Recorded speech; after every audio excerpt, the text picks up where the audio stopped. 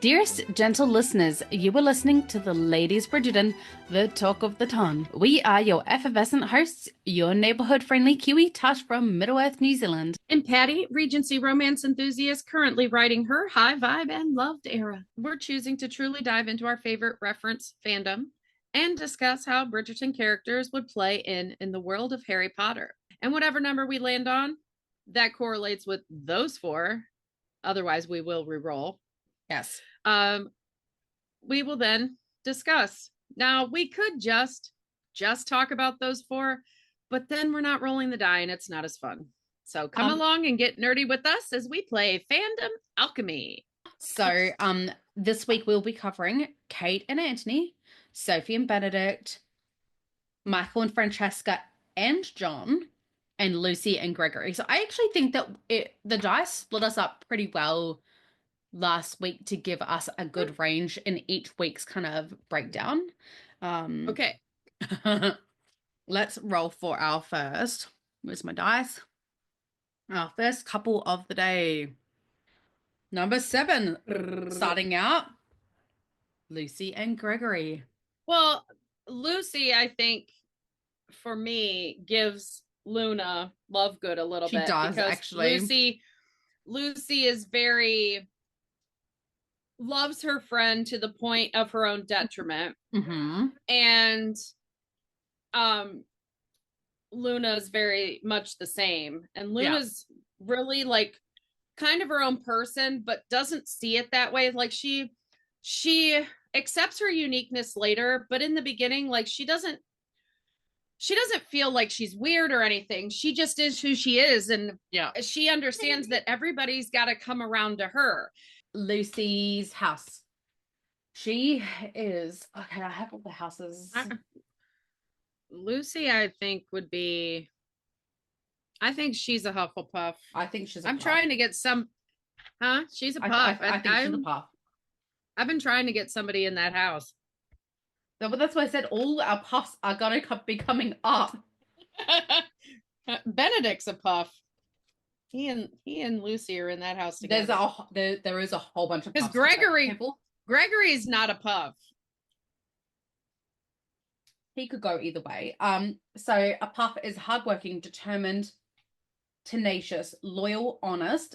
Like loyalty to Hermione, I think, is really at... sorry, not Hermione. Lucy is at the utmost. Like her loyalty to Hermione. She's very to her sister, loyal to Hermione. To her family. Yeah. She marries a man to protect her family and do what her responsibility for them. So incredibly loyal, honest, genuine, well-rounded, fair and just, open-minded. She's very open-minded, especially with, I don't want to give too many spoilers about the book and how it transpires, but given the situation of who she marries and everything, at no point did she have judgment for the situation. So and she never had judgment for Hermione, who really treated her kind of icky. Like Hermione is kind of like Eloise as a friend.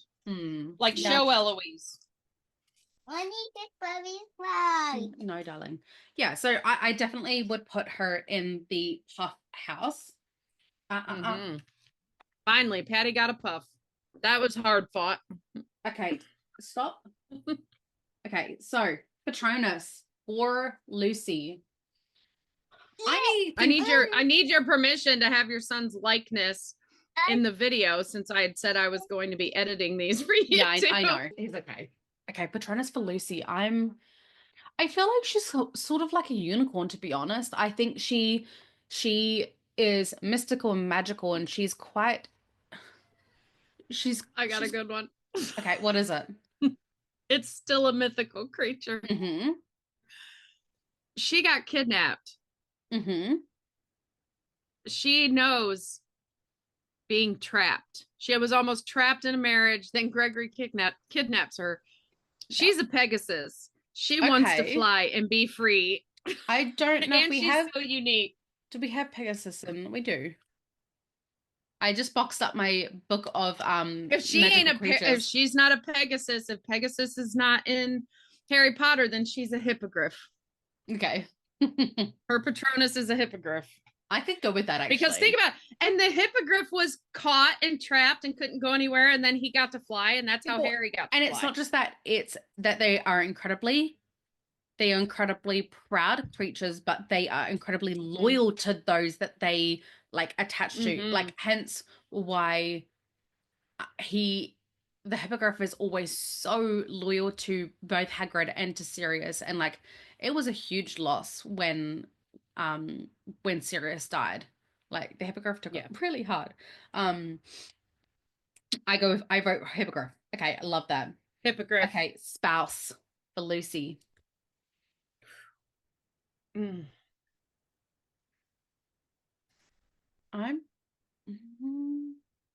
Because Gregory's quite out there and loud compared to his brothers. Like not loud, but like young and playful still, in a different way.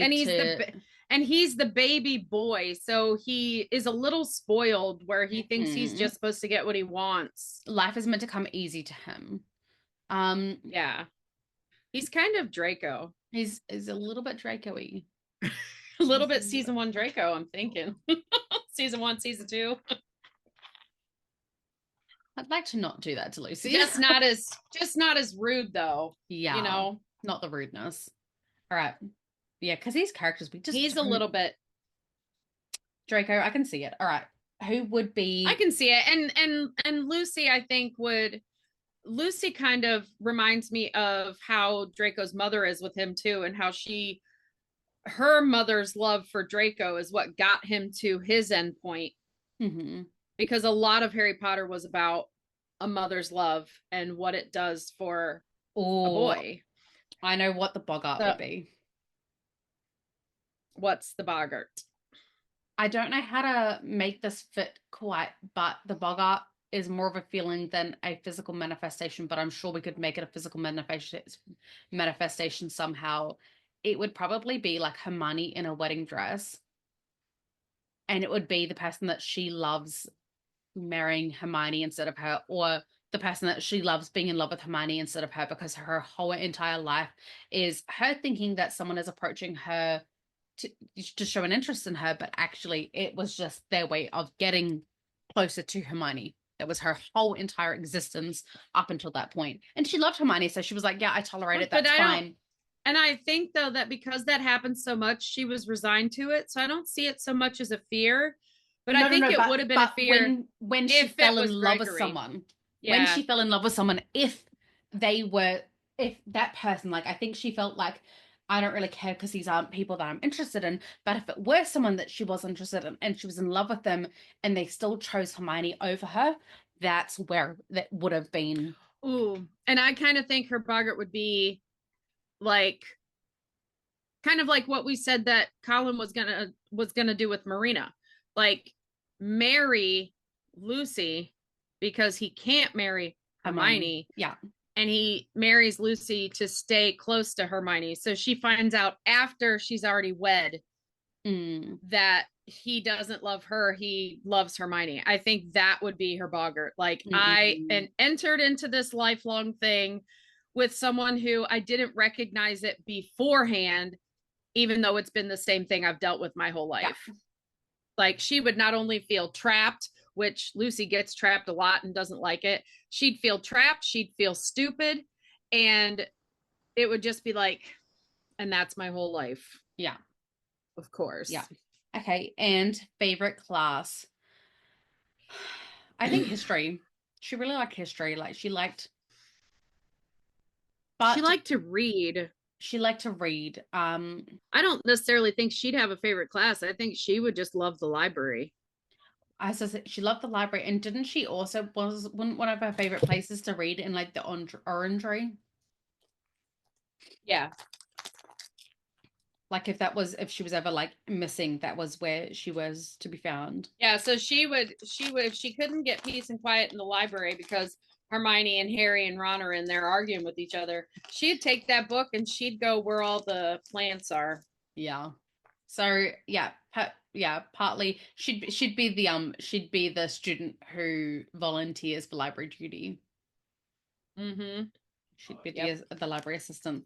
Okay, let's do Gregory. Who is most like him? I'm gonna say Harry. Yeah, he's a Harry. And also, I'm still going to say James. I think he's very mischievous. Actually, yes, James. We'll go James because he's actually more like like Harry has a little bit more responsibility than James. The only reason I think Harry over James actually is because up until the and kind of James was a war, little spoiled. he was a little spoiled. He was very spoiled actually.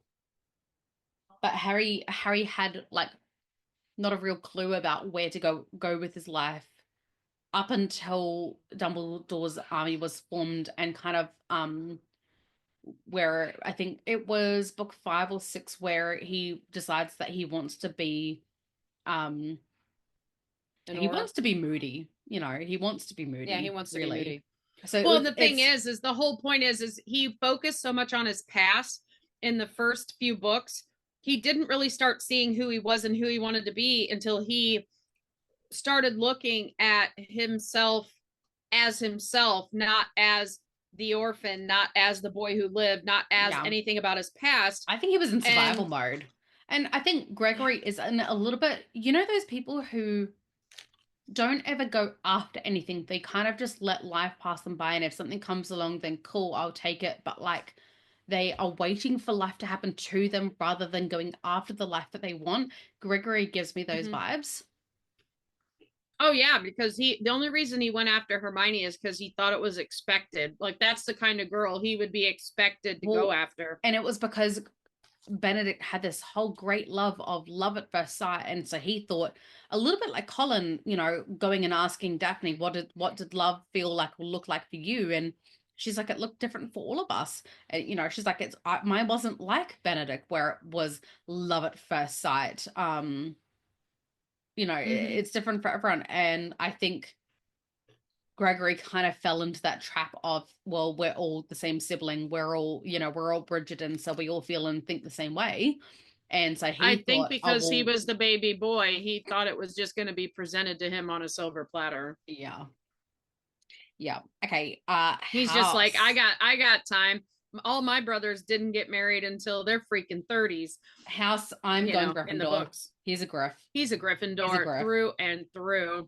Yeah, that whole rescue kind of scene, Gryffindor. And thinking that a kidnapping is a rescue. Yeah, doesn't think things through so well. Gryffindor. Right.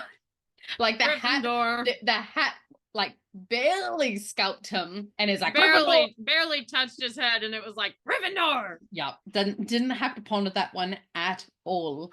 Okay, so that is House Spouse. I think he needs someone who's really down to earth, very chilled out. I actually see him with the Cho.